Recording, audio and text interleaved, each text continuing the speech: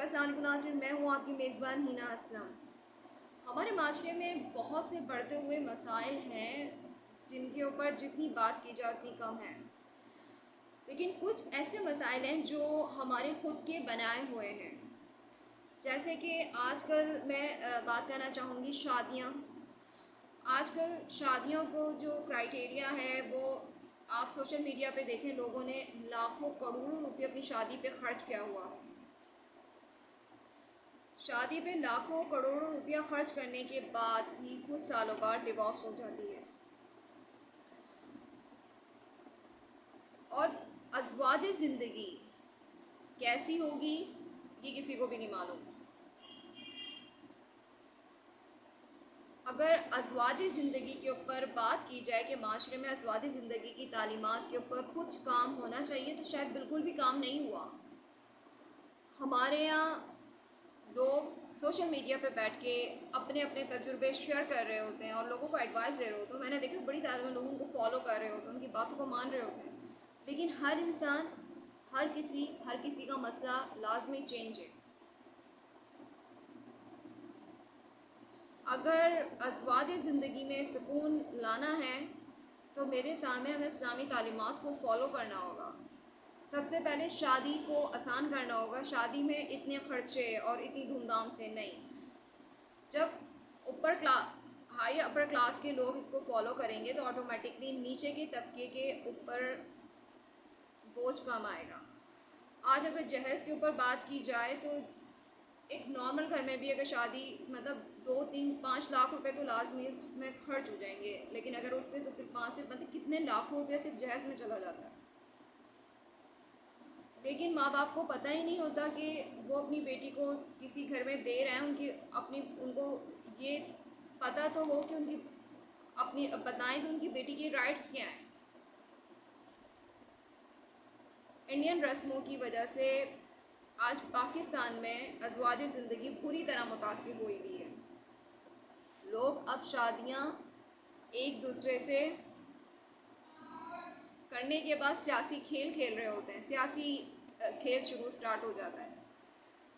میں سمپل کہتی ہوں کہ اگر آپ کو اپنی ایک بیسٹ ازواج زندگی گزارنی ہے تو سب سے پہلے آپ سچ کے حقائق پہ سچ بول کے رشتہ قائم کریں، سچ کے بہاف پہ کریں، سادگی سے کریں۔ اسلام میں جو حقوق دیے ہیں، نکاح میں ایک عورت کے بہت رائٹس ہیں، وہ سب آپ لکھوائیں۔ آپ نکاح میں حق مہر، اگر لڑکی کی سیلری اچھی ہو، لڑکے والا 40 ہے، آپ حق مہر اچھا لکھوائیں اپنی بیٹی کی سیکیورٹی میں۔ اور اگر آپ اپنی بیٹی کو جہیز دے رہے ہیں تو میں کہوں گی آپ یہ مت دیں، چاہے آپ اس کو 1 لاکھ ہی کیوں نہ دیں، وہ اس کے اکاؤنٹس میں ڈلوائیں۔ ہمارے معاشرے میں سارے مرد ایسے نہیں ہیں، کچھ مرد ایسے ہیں میں جانتی ہوں جنہوں نے ایک پائی بھی نہیں دی اور ایک اچھی بیسٹ لائف دی۔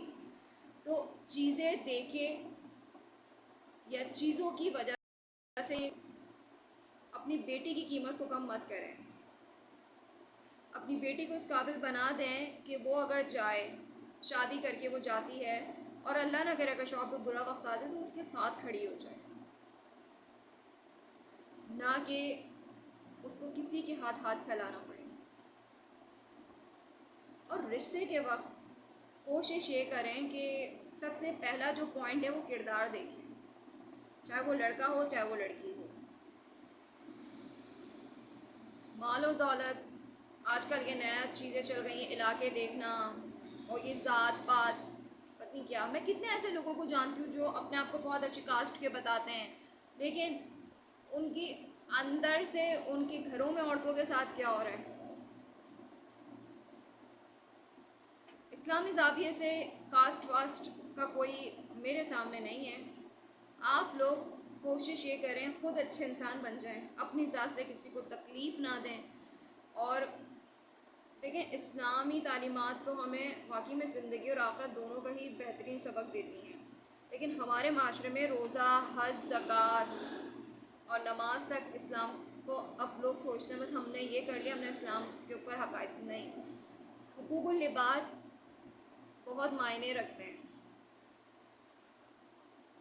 کوشش یہ کریں کہ آپ اس معاملے میں آواز اٹھائیں کہ جہیز کے خلاف آواز اٹھائیں، کیونکہ میری کوشش ہے میں اس کے اوپر کام مزید کروں اور لوگوں کو اس بات کی میں نے اس کے اوپر لکھا بھی بہت ہے، لیکن بات ساری ضمیر کی آتی ہے. جن کے ضمیر زندہ ہے، خوف خدا ہے، وہ اس چیز کو سن کے اثر لے لیتے ہیں کہ نہیں صحیح بات ہے، جہیز نہیں لینا چاہیے، شادی کو آسان کرنا چاہیے. آپ اتنا دولت لگا کے شادی کر رہے ہیں، کچھ ٹائم بعد نہیں پتہ کہ کیا ہونے والا ہے. آج کل ہمارے معاشرے میں بڑھتی ہوئی ڈیورس کی وجہ ہے. جب چیزوں کو دیکھ کے شادی ہوگی، بینک بیلنس دیکھ کے شادی ہوگی، تو سوچے نا پھر اس کا آگے کیا ہوگا.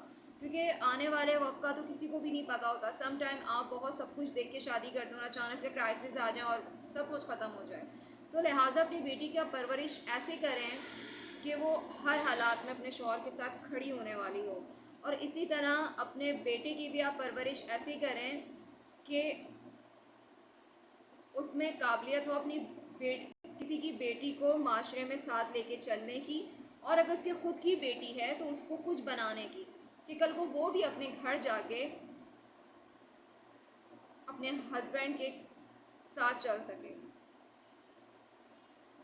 کیونکہ زندگی کے امتحان کا نام ہے، اور کس کے اوپر کب کون سا امتحان آ رہے ہیں کسی کو نہیں معلوم. ایسا ہم سوچتے ہیں یہ کر لیں گے تو شاید بہت اچھا ہو جائے گا. نہیں، اللہ از بیٹر نو. تو کوشش یہ کریں کہ زیادہ سے زیادہ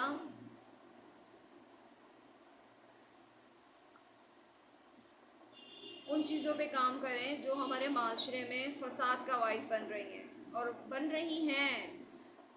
میں اتنے ایسے لوگوں کو جانتی ہوں، لڑکیوں کو جانتی ہوں جو اسپیشلی مالز میں کام کرتی ہیں. وہ شادی کرنا چاہتی ہیں لیکن جہیز کے پیسے نہیں ہیں.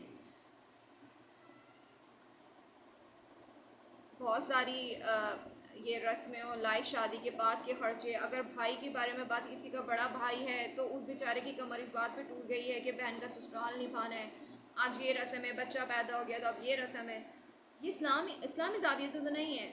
اور روز قیامت والے دن ہمیں ہر چیز کا حساب دینا ہوگا. آپ یاد رکھیے گا، نماز روزہ کے ساتھ انسانی حقوق سب بھی بہت اہم ہے. اللہ پاک نے کہا ہے میں اپنے حقوق معاف کر دوں گا، اپنے بندوں کے حقوق معاف نہیں کروں گا. تو لہذا کوشش یہ کریں اپنی ذات سے آپ لوگ کبھی کسی کو تکلیف نہ دیں. یہ کام صدقے جاری ہے. جتنا سادہ اپنی زندگی کو آپ اپنائیں گے اتنا آپ پرسکون زندگی بسر کر پائیں گے. ہنا اسلام کو دیجیے اجازت. اللہ حافظ.